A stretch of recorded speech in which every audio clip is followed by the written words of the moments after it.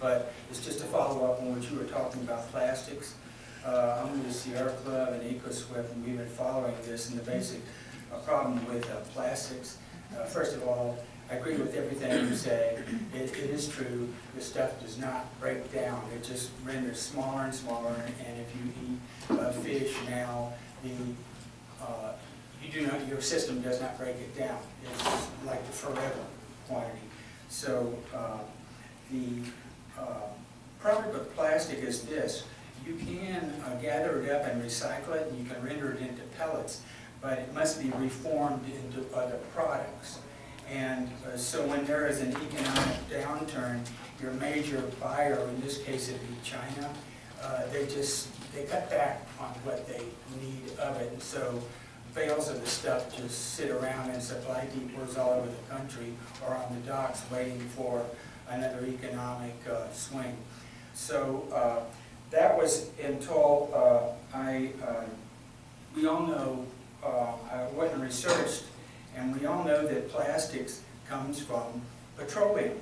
And if we could somehow render that back into a flammable fuel, and it turns out this is a reality. And when you know it, the best plant that I saw is located in this country.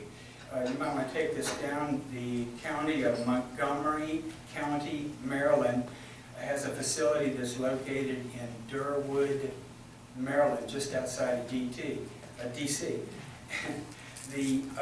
It's an amazing system. The unit is no bigger than the length of this room, and they buy plastics from the public, buy them, and then it is rendered by heat back into petroleum, and the airlines industry and the automotive industry are greatly interested in it because it is a flammable fuel. And because they're rendering the fuel, it also helps in running the facility itself.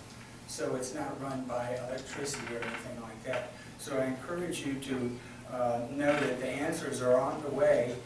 We do have working examples in this country of the way I feel that plastic should be treated as something that it can be rendered back into something valuable.